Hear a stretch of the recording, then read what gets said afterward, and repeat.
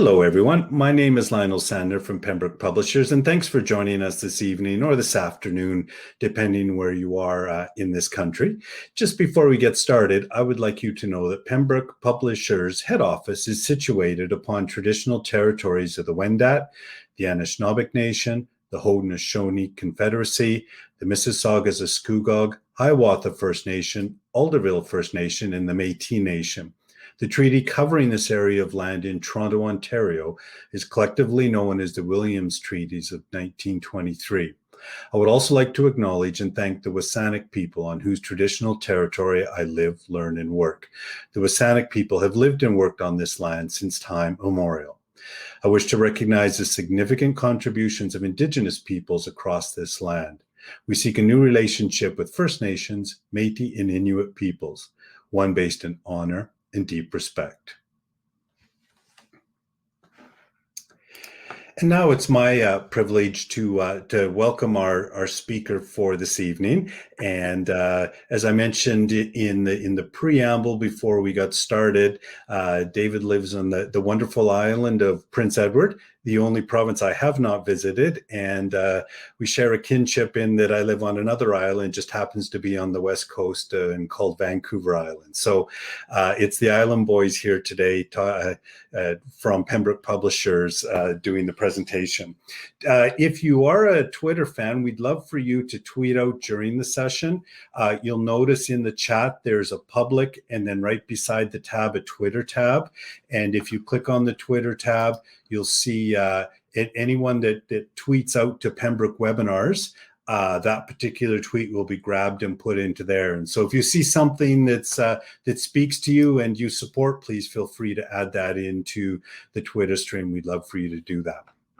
So this chat will also be moderated, and then at the end, I'll provide any questions that come from the group to our presenter, and we'll have a brief conversation at the end, and I'll bring as many of those questions as I can forward. So please feel free to put any questions in there, and I'll make sure that they're brought forward at the end. And so with that, it's my pleasure to introduce our speaker, Dr. David Costello. David is an author and a professional learning facilitator who focuses on mathematics instruction and learning. He is not, as far as I know, a 23-year veteran of the NHL, but I may stand to be corrected. But he is a classroom teacher and administrator based in Prince Edward Island, and he has supported many teachers in many roles, including as a numeracy interventionist, a numeracy coach, a numeracy leader, and a curriculum consultant. He's a popular speaker at conferences, and hopefully one day we can all be together to hear him speak at a math conference in your province. But he has also instructed numerous university courses on curriculum, differentiation, mathematics, and literacy. David is committed to transforming math instruction and creating more meaningful learning experiences for teachers and students. And for those of you that have been to other webinars before, I think it's pretty safe to say one of the takeaways that I've had from those sessions is that all of our Pembroke authors are passionate about learning, and they're passionate about making the teachers' jobs easier and giving them ideas to take forward in their classroom. And I know David's going to be doing the same today. And so I'm very pleased to introduce and pass the virtual mic over to our math fanatic for the next hour or so, Dr. David Costello. Okay, everyone, thank you. Now, I wonder how many people were sitting back when we couldn't get the microphone working thinking, sweet mother of pearl, this is a sign, let it go. Just let it go. We'll smile, we'll nod, we'll say we tried, but you know, if it wasn't meant to be. But I'm glad everything's working. Like Lionel said, I have Wi-Fi where I live in PEI. Just to give you context, I think the most traffic we have going by our house are ducks right now. We had a duck last night sit on the road for like 45 minutes and there was no cars or anything go by. So that'll show you in what metropolis that I'm living in. So we're going to talk about making math stick. And right now, I find this a bit tricky because I look at the audience to get like feedback and like interactions. And I look for smiles because otherwise I'm just picturing everybody sitting there kind of frowning, and it makes me think like I'm at my in-laws for a meal. So if you could kind of use the chat box, type in a few comments as we go, that'll make your time go by quicker, and it'll make the session more interactive. So it's making math stick. Here's who I am. I really, really thought no one has, there's quite a few of you that have not seen me before. I was going to put a picture of Jason Momoa in there and see if really anybody would know the difference. But my wife said, if you guys ever did meet me in the future, it'd be kind of a shocking realization. I didn't ask her too much more what she meant about that, so we'll just kind of leave it there. So that's me. I live in Prince Edward Island, population of about 150,000. And like Lionel said, I've been a classroom teacher, math coach, curriculum consultant, professional lead. And I'm currently acting principal, I think, at one of the best schools in Canada, Greenfield. So kind of why I'm interested in this work. Well, Jeanette said that she would have told on me had I put Jason Momoa's picture. I don't want to give any spoilers, but I may be in Aquaman 2, but just kind of keep that between ourselves. So I've constantly heard and experienced myself as a classroom teacher the stress that teachers are under in terms of student learning and in terms of instruction. And I really believe this with all my heart. I truly believe the teachers are going above and beyond. And why I say that, and you'll see it in the next part, I think some of the effort we're putting into our work is not sustainable. I see teachers spending countless hours crafting lessons, looking through assessments, and they're putting all of their time and effort into their teaching, but they're not possibly seeing the end results that they're hoping for. So that's kind of what led to the book Making Math Stick. This is a book that I've been thinking about for quite a few years, just about ways that we can work smarter and maybe not so much harder. And what I'm wanting to share is the strategies are effective, manageable, and sustainable. So I'd like to start off every activity with a math question, with a math task. And this is one you can bring back to your class tomorrow, whether it's online or whether it's face-to-face. So I had 6 squares there. Well, they're really kind of rectangles. So I have 6, and I want you to place the numbers 1 to 6 in the squares so that each number is the difference between the 2 numbers just below it. So I'll say it again. I want you to put the numbers 1 to 6 in these boxes so that the numbers below the number you place is the difference between those 2 numbers. So if I put 1 in the top square, then the 2 numbers below 1 has to have a difference of 1. If I put 1 in the middle row on the left, then the 2 farthest left squares on the bottom row have to have a difference of 1. So I want you to think about that, and I want you just to try that for a minute or two.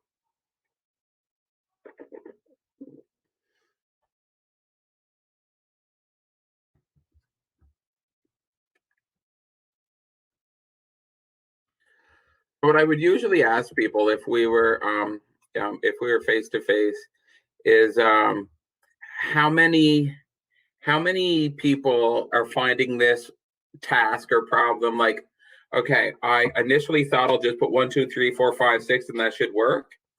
And now they're thinking, I really don't like this. Let's move on. How many people could see trying this in their classroom? How many people, when they saw this problem, initially thought, well, this is pretty easy. This won't take us long to do.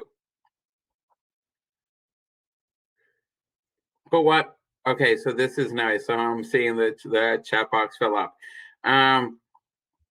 What I would encourage people to do when they're saying they're struggling and when they're saying they're having difficulty with this is how students feel on a daily basis. And I think it's important that we feel that way too, so that we're not too far out from the experience of students. And really, what does it mean to struggle through learning? So in the presence of time now, I could speak about math all evening, and I don't mind right now because my wife is putting my kids to bed. So the longer I talk math, the more I get to avoid bedtime routine. So I'm fine with it, but I don't think you would be. So what I'm going to do is I am going to move on to the next slide for now. And this is recorded. And I should say, if you have any questions or if anybody wants a copy of this, you can send me an email with that, and we can go from there. So the next slide. This is kind of what's defining our presentation tonight. I want you to think in your head, if you got paper next to you, knock your socks off, you can write it. How would you define learning? What does it mean to learn? And I want you to think about that, because really how you define learning really situates how you approach your instruction and what you consider to be successful learning and understanding in the classroom. So I want you to think about that. How would you define learning? So how would you define learning? Because what I want you to do, I want you to think about that in your head as we go through the next few slides, because I want that to situate how you would approach that. So what I have here, oh, that's what happens when you click twice. What I have here is, this is an experience from a primary teacher. So my students spent a lot of time in the fall estimating with a referent. At first, we used concrete objects, but then over time, we moved to pictures. It is now winter, and when I ask students to estimate, my students will count the items and then record that as their estimate. I've tried on many occasions to encourage students to use reference and have shown a picture of a referent beside the items to be estimated. Still no luck. Now, here is the piece that I'd like you to think about. Why were they able to demonstrate success with estimation using reference in the fall, but now it seems like they've never experienced it? They had it so well, but now they say they don't remember doing it at all. And from an intermediate teacher's perspective, it's a kind of very similar, but just about solving equations in grade 8. So they spent a lot of time on solving equations. At the end of the unit, students could solve equations involving a single variable. I assessed students and determined they could isolate a variable, whether it was added, subtracted, multiplied, or divided. Now, after March break, students cannot isolate the variable if it's multiplied or divided with another number. In fact, much of the class is saying this is hard and that they need step-by-step support when working on such equations. Where did all their success earlier in the year go? I thought they had understood what to do. So if you're in elementary, you probably address place value at the beginning of the year. So think about this next example with place value. At the start of the year, we did place value with whole numbers. Then we got into working with decimals. It was the same as whole numbers, only we were using decimals. I did great with expanded form, standard form, and writing numbers in words, but that was at the beginning of the year. Before the second report card, my teacher gave us some questions on decimals. I didn't know what I was doing. I couldn't remember to put the and in for the decimal, and I forgot the place value names of the numbers to the right of the decimal. I usually get all the questions right in class, but I didn't this time. The teacher would review the concept with everyone before giving us the questions. So do those things sound familiar? What we see is that when we're going over a concept with students, whether it is after a review or whether it's actually during that focal point in the year, we see students demonstrating understanding or having success with assessments. But if we come back to that later in the year, it is this common thing: I forgot, or we didn't do fractions last year, says a grade 6 teacher. No, sorry, tongue-tied, says a grade 6 student. But they would have done fractions earlier in the year and in grade 5. So this is kind of what I want to suggest. I think teachers are doing an amazing job with teaching. But I think when we're putting in all that effort, we're not seeing the value added that we deserve to see or that students should be showing. So what I want to suggest in this book what I want to suggest is that there's simple, sustainable, effective ways we can make little tweaks in our teaching, and we'll see such a impact on student learning. Because I think how we've taught in the past is that what learning tends to focus on is getting things into the heads of students. We tend to think about, okay, I'm doing place value, so I'm going to teach about place value, or I'm going to give students questions on it. We're going to talk about it because I went to a PD session one time and they said talk is important in math, and it is. And we're going to really hone in on these.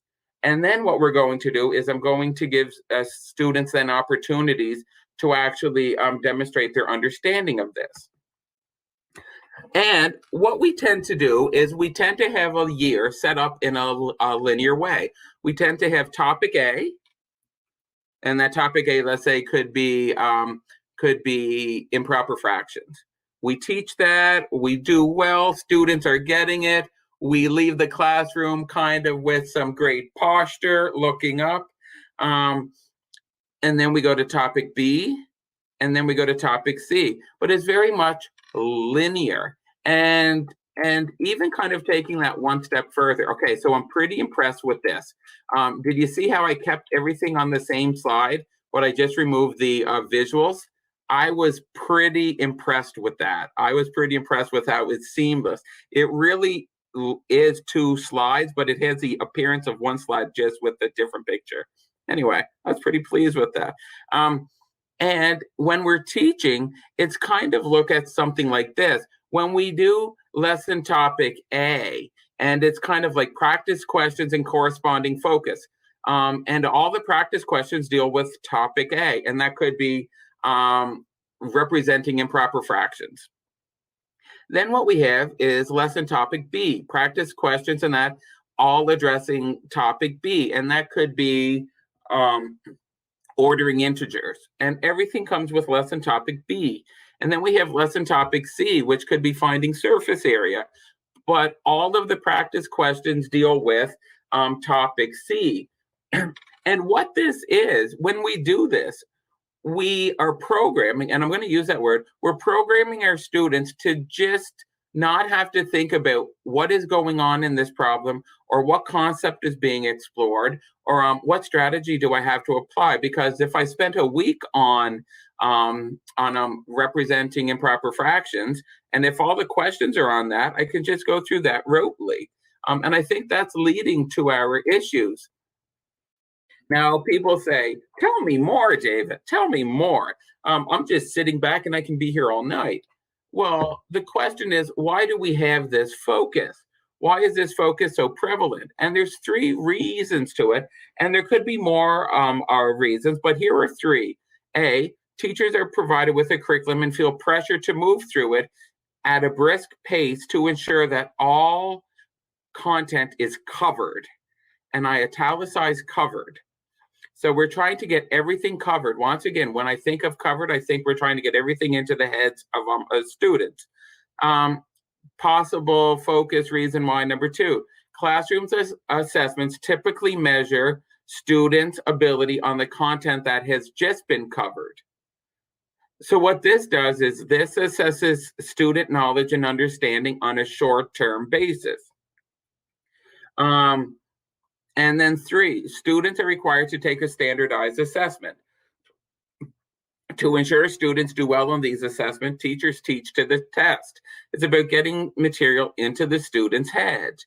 And these are all reasons when I've been working with different schools and teachers and associations across Canada and the States, these reasons are echoed by many. I've never heard a teacher say, do you know what I have a lot of? It's time during the day.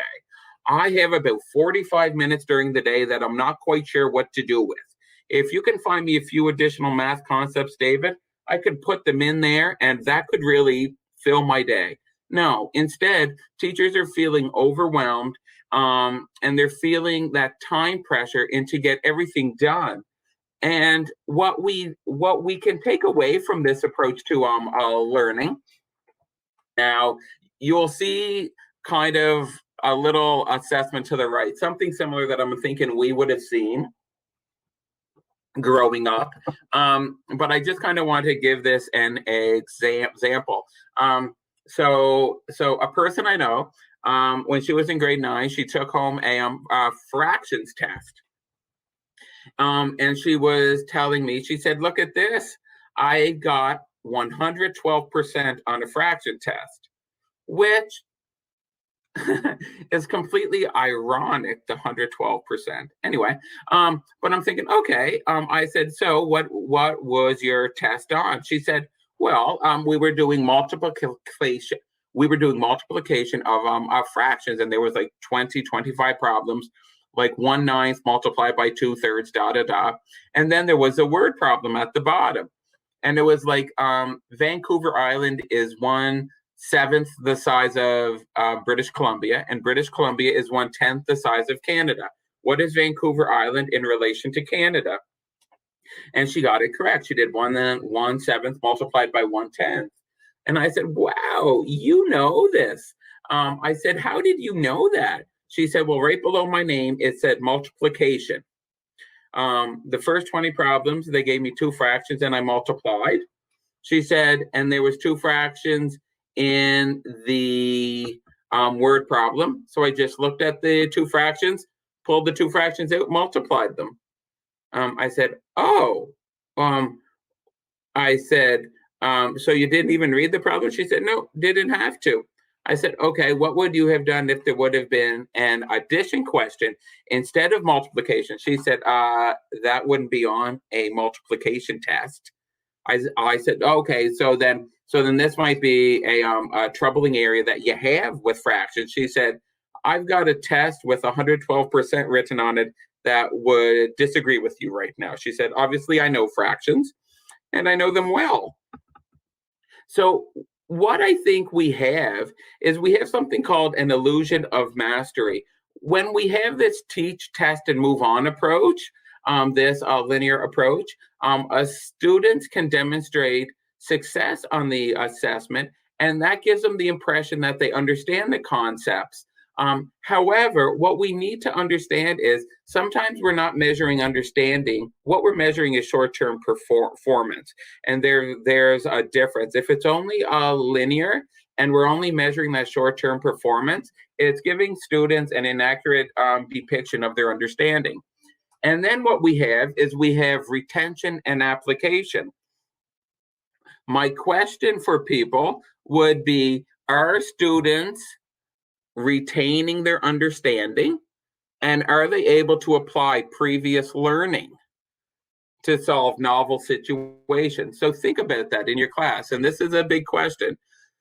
Are students retaining what they understand, and can they apply previous learning to solve current problems? Now, I get told, well, David, that's really not fair. Before I give them a problem that addresses a concept we haven't done in a while, I'm going to review that with them. But are we really reviewing, or are we cramming it back into short-term performance again so that students are being programmed? Okay, so I just had a practice session on surface area. So this next question is how I do surface area. Think about before a provincial or a state exam. Think about this. How many times do we stop addressing new concepts a few weeks before the assessment, only to, and I'm doing quotes in my hand, air quotes, even though you can't see them. Technically, I'm not really doing it, but I want you to have the impression that I'm doing it. How many times do we do that and we call it review? And are we reviewing or are we cramming? It's something similar to when we went through university or when we went through high school. What would we do the night before a midterm or the night before the final exam? We would study, we would cram it in, and we would, hopefully that we're all here today, we would do well on that exam. But did we really understand it, or did we just get a passing grade on it, and that would indicate success? Which leads me to my next question. Does success really indicate understanding? And I'll say, I don't think it does on some of our assessments. So this is kind of shifting our view of what learning is. So what I want you to think about is a broadened view of learning. Now you probably won't be able to get to sleep tonight because you're going to be thinking about this all night. So I'm just warning you right now. This should have been a disclaimer at the beginning. May not be able to sleep tonight because you're still thinking about this. But I want you to think about this definition of learning in comparison to the definition of learning you had at the beginning. Learning is the acquisition of knowledge and skills and having these readily available from memory to support meaning-making opportunities. So learning is the acquisition of knowledge and skills and having these readily available from memory to support future making meaning opportunities. So I'm going to ask you just a question. In your definition of learning, how many of you thought about, are students able to recall and apply previous learning? Are students able to demonstrate their understanding by recalling a concept they've explored earlier? Or do students need the scaffolded support of having you walk through them to outline what the strategy is? So then this is a big thing. This making math stick. This is the whole making math stick part. What can we do in the class, and what are some instructional strategies and learning strategies for students that we can bring into the class or highlight in the class from the student perspective that really supports students understanding and being able to recall that understanding? So that's it. So it's readily available from memory to support future meaning-making opportunities. So we can take our previous learning and we can apply that to solve future meaning-making. So we're not always starting from scratch. And just to kind of give you kind of like some of the scientific cognitive terms, which I think is important. So when we come back to that broadened definition of learning, there's really three stages of it. There's encoding, which means pretty much getting knowledge into our heads. We still need students to acquire knowledge, to acquire knowledge, skills, facts into their head. And then once it's in there, the next step or the next stage is the consolidation. That's where meaning is assigned to that knowledge. That's which gets it into our memory. So the encoding part, getting it into our heads and getting that knowledge in, but it's through the consolidation that we make meaning with that. And that consolidation is when connections are established between previous understanding and with the new knowledge coming in. So we're building that network, and we're making meaning and assigning meaning to this new knowledge. And the retrieval means getting knowledge out of our heads. So I'm going to argue, well, not argue, that sounds really harsh, and it's only Tuesday. And I don't know about everyone here, but it's April 27th, which makes me think the year went by quickly. But then I really think, sweet mother of pearl, it's only April 27th. And then we have the retrieval part. So I think we do a really good job on encoding and on consolidation, but I think retrieval is something we can do better with. And the cool thing with retrieval, it's about getting knowledge out of our heads. It's about, I'm seeing 43 teaching days left. And with only one exclamation point. Good for you. I would have thought that would have got 2 or 3. What do you call it? So it means getting information out of our head. It's about reaching back and bringing something we previously learned into mind. So we're just not storing it and filing it away, never to be seen again. We're really using retrieval as a way to help us make sense of current situations by being able to apply previous learning. And here's an example briefly. So let's think about the double-double multiplicative strategy. 7 times 4, 7 groups of 4. So use 7 multiplied by 2 to find the product of 14, and then add 14 and 14, the double 14, to find 28. So instruction focusing solely on teaching, the double strategy represents the encoding stage. So if I'm talking about modeling, highlighting students, okay, how do we apply this double strategy? Oh, it's 9 times 4. Okay. 9 by 2, 18 plus 9 by 2, 18, 18 and 18, 36. But we have to go beyond that. And the consolidation stage takes us one step further, where they can find similarities and differences between the double strategy and the double strategy, or the clock facts, or the nifty 9. So what that consolidation does is it really strengthens all 4 strategies. But here's the part. We have to then incorporate retrieval. We have to provide students with opportunities to practice selecting suitable strategies to solve a problem. So one example, and I'm just giving this example, give students some problems and ask them to put a circle around the ones that they use the double strategy, place a square around the ones they'd use a clock facts, and a triangle around ones that they'd use the nifty 9. So really doing an exercise like that, students have to discriminate which strategy to use and on what problem. And then what you're doing is you're seeing for yourself how they are applying those different strategies.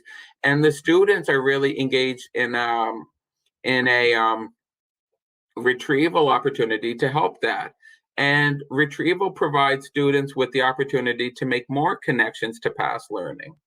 So just a little bit of cognitive science jargon, because I don't think anybody wants to go to bed without thinking about cognitive science tonight, but it kind of gives the evidence base for the work.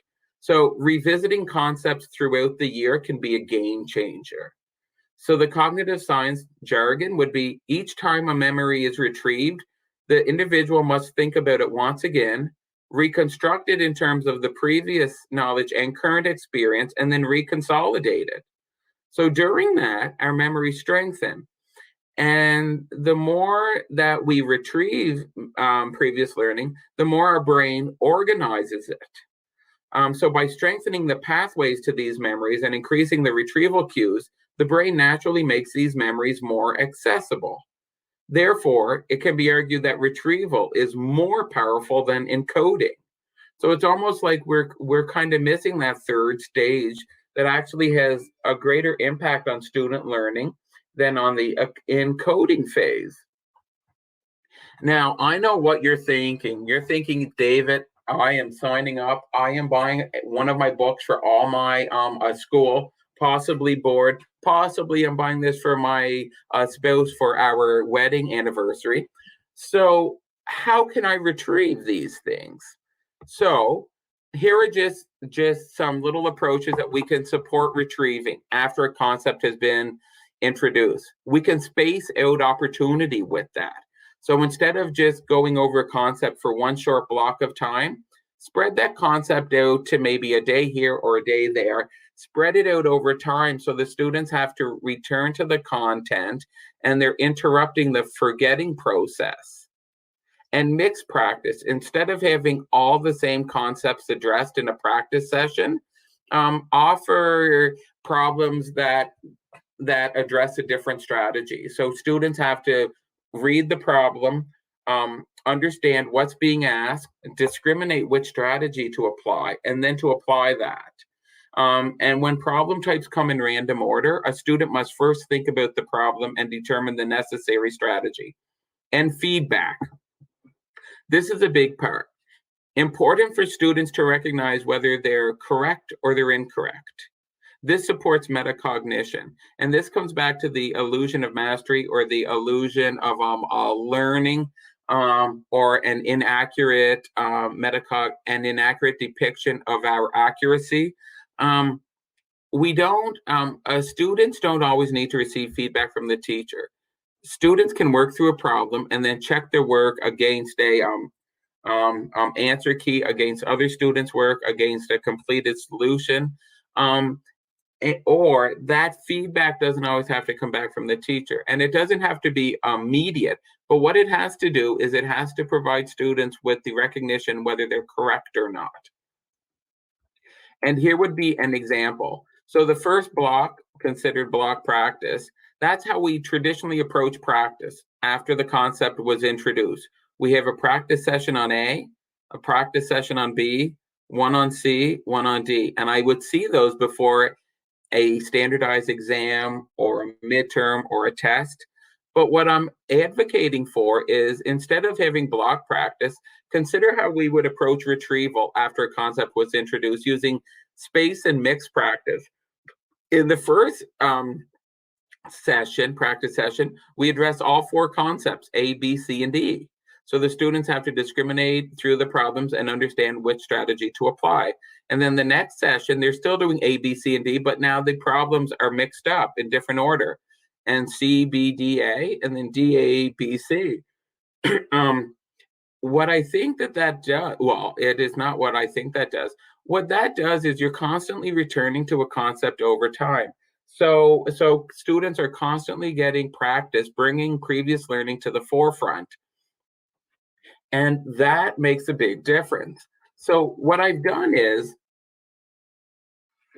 we've kind of talked about how we need to broaden our understanding of learning. Yes, lagging homework too. And do you know what, Alex?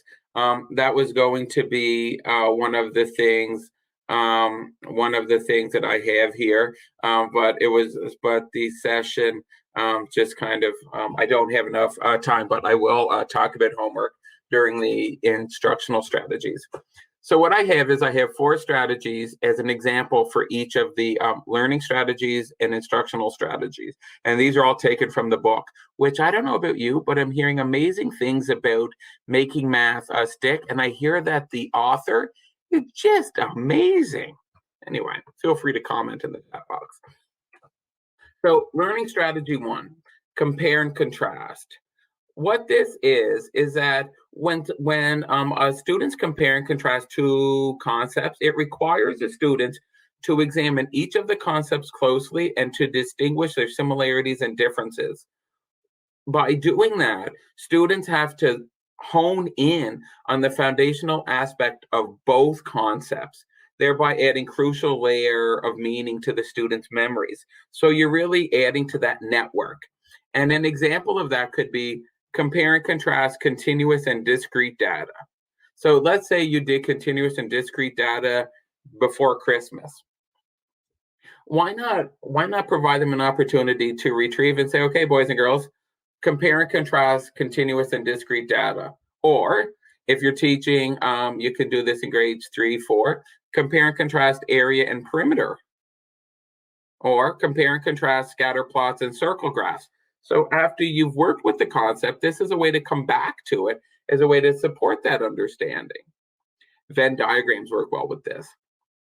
Something else is dual coding, learning strategy 2. So the dual coding has a lot of learning theory, cognitive science supporting it, saying that when we dual code, when we combine text and visual, research states that students learn better. And because each part of the brain is a different spot for vision, for visuals and a text. So then what that does is it really kind of has 2 parts working towards that into creating a much more comprehensive understanding of the concept. So you can use both words and visuals to describe the expression 5c subtract 2, or use both words and visuals to describe the translation of 3 to the left, or use both words and visuals to describe an array. And that could be, I see a lot of people using placemats. You could put a concept in the middle, and on the left side, have them describe it using words and have them describe it using visuals. And what you can do is then students can share that, or you can use that to identify learning goals for the group, so that you can see who needs support explaining it visually and who needs support explaining it using text. And it's a great way if you're on online learning or face-to-face to really work through that. The free write. Free write is meant to be a writing to learn strategy, and it's about the students brainstorming about a topic and writing everything they can tell you about a concept or a strategy, and it's without judgment. So there's no critiquing. It is really a learning strategy for the a student to really organize their thinking, revise their thoughts, all the while strengthening their connections to this. So you did let's say you did multiplication before Christmas and you talked about using equal groups. Okay, what can you tell me about multiplication? What can you tell me about transformations? What can you tell me about surface area? And you would give them a time to do that depending on their age, 5, 10, 15 minutes. But to take that one step further, instead of just free write, think of learning strategy number 4. 30 words or less. So for here, we're introducing a cap on the number of words and we're giving them a time to do it. But the only difference is that 30 words or less gives them the cap, whereas free write doesn't. And by introducing this cap, students need to be more focused on choosing the most crucial information. They need to be concise in what they write and to structure their information in an organized format so as to avoid exceeding the word count cap. And this will show you how important this concept is. Over the weekend, my wife and I were driving. I don't know where we were going. Must be to buy groceries. That is really the highlight. That is our date day. So then we were doing that, and she asked me something about my book. So I was telling her, and she said, "You know what?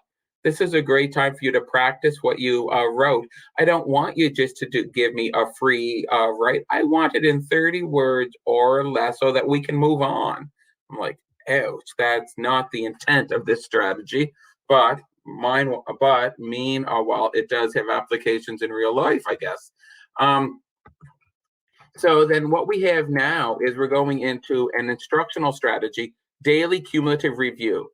If I can share one thing with you, give this a chance. I've seen this transform the way schools approach learning, approach review, approach retrieval practice. I've seen this to be a game changer for some schools. And then what it is it takes about 5 to 10 minutes. And you give 3 to 4 questions, and they're brief questions. They're not meant to be in-depth problem-solving tasks. What it is, you identify key concepts, and you have students do like one question on each of the concepts. So there's 4 different concepts, 4 different questions. You give them 5 minutes to do it.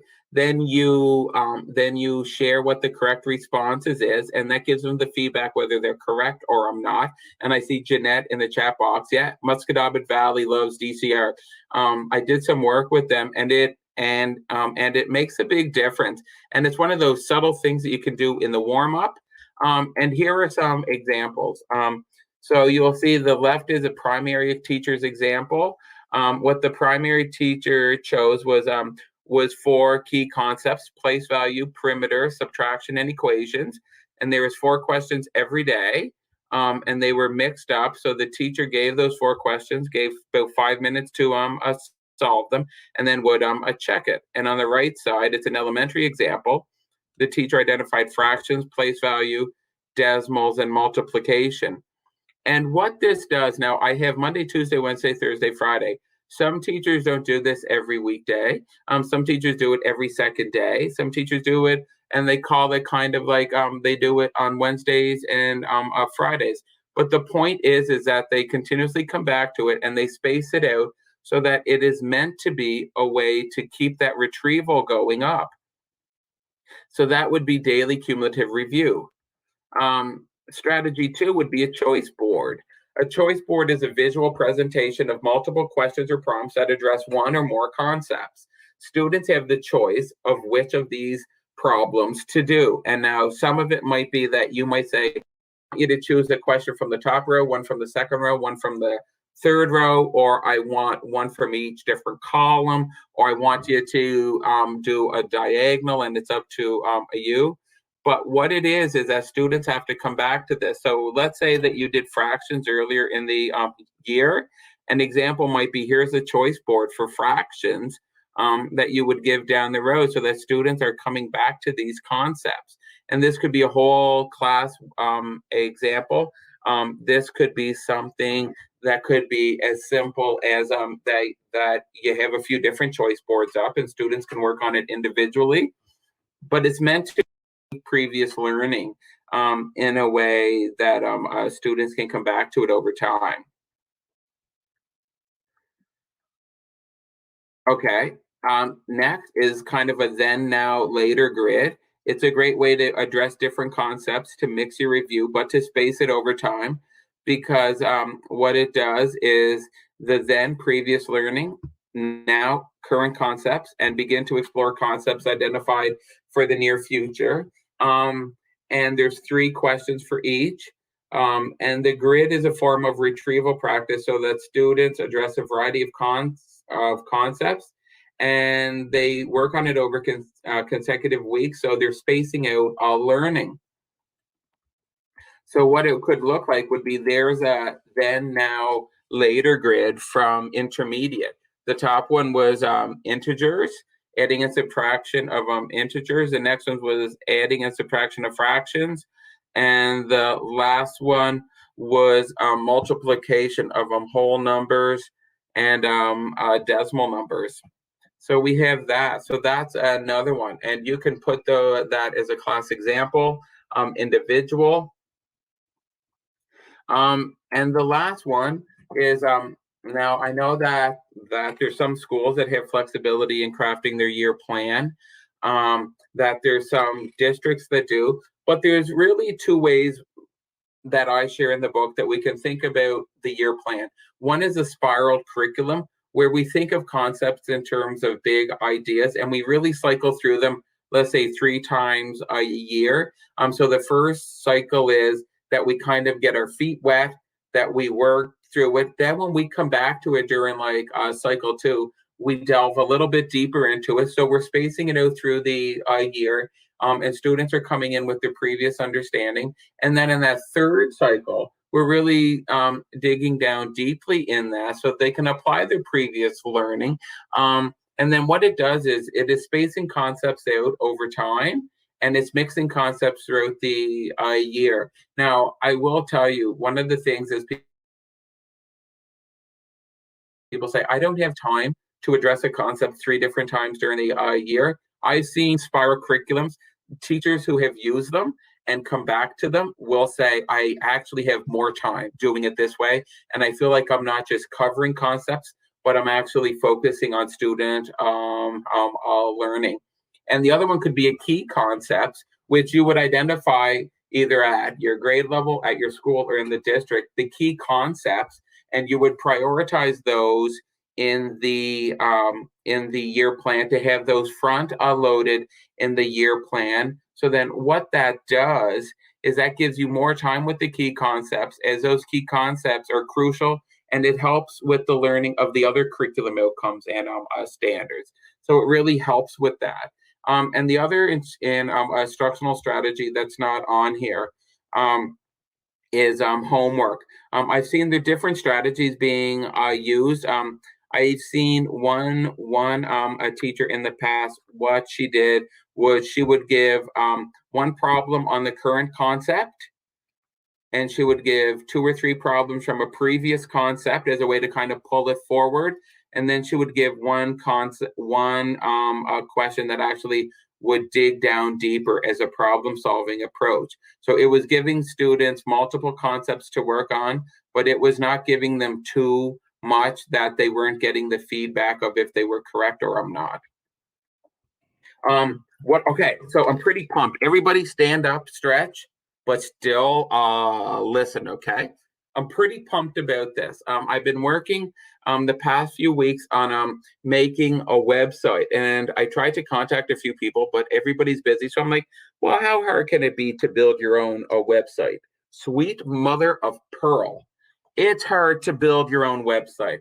I don't know if you guys know that, but when you try to get into plugins, widgets, appearance, um, customization, it's pretty tricky. It's really fun, but it's pretty tricky. And fun being a stretch of the word. So what I've done is I've crafted a web page, and if you go there, I'll have instructional videos. I am committing to doing a blog, and I'm committing to kind of posting like a problem of the week slash problem solving thing that you can take to your classroom immediately. And then what I've done with this one this week, if you go to the website, you will see that I gave prompts that you can take back to the class tomorrow. And I actually broke it down into, here's a primary example, here's an elementary example, and here's an intermediate example. So that it'll show you how this concept or a strategy can be applied. And I just kind of want to say, if you go to the bottom of the page, there's a subscribe now button with that. And then what that does, anytime I post like problems of the week on there, or like videos or like takeaways, you would immediately get that. You would immediately get an email with that, because I know how busy. So it's called like instructional takeaways. If you go to the bottom, sign up, and I promise not to spam you. Or there's on there, I will be doing a blog. There's a link to the books that I've written. I kind of provide what are some options of workshops and presentations. And there's a contact me. What I'd love to do is I would love to have this interactive. So if people wanted to if people had questions about a concept, or would love to see me write about a particular concept, or post a video, if you could share that information, that would become topics that I would do so that you could bring back to the classroom. Something else that I want to commit to is I know teachers' time is really crucial. If you're interested in brief PDs, like short, a few minute PDs, webinars, then what you could do is contact me, give me an idea, and we could craft like a 20 to 30-minute targeted webinar for that, or an hour. Angela, is it okay if I post your blog to my blog roll? Yes, definitely. Anyway, spread the word. I'm pretty pumped about it. Subscribe, visit, share with it. From what I've been told, this logo would make a great tattoo. Not quite sure. What we have next is just, here is the book and where it came from. And everyone, there's my contact information. You can email me. And it's 8:59. I'm getting under the wire, Lionel, even though we had tech difficulties. There's my email. There's my Twitter feed. I'm on Facebook, which I'm just figuring out what Facebook is. Not going to lie to you guys. It's a whole new world out there. And I'm not sure if I'm even got my own page or group or post or friends or suggest. And there's my website. Everyone, thank you so much. And I'm going to stop talking. David, that was great. Thank you very much. There's a couple people sort of commenting on your message, and to keep that message going. And I have to agree. I really like sort of the focus you take on the learning. And I'm just wondering, I know we're coming right to the end, and we did start a couple minutes late because of technical difficulties, but you start with that definition of learning, and I'm not sure that's the first thing that would pop into teachers' heads right off the bat. We can recognize it, and we know it when it's happening, but you seem to dig a little bit deeper, and then when you talk about sort of the 3 steps and get to retrieval, that's not recall, right? Like when you're talking about retrieval, the learning strategies you gave, I mean, you're talking about hard work for kids. If they've got to go back 2 or 3 months and what did we do there again? But isn't that what learning is at that point? Is that the learning is that they have to retrieve that and represent it in making new meaning? Yeah, because I think so many times, like I was saying, our instruction and what students view as learning is, how much stuff can I get into my head? How much things can I talk about? but we need to support students in really thinking about, okay, how do I support my understanding of the things that's already in there, and how do I make them stronger? And really, how can I have those readily available to use when I'm solving current problems right now? Because I think so many times we spend all this time and effort, as do students, with concepts over time, but we don't support them and then having them be able to pull it back out.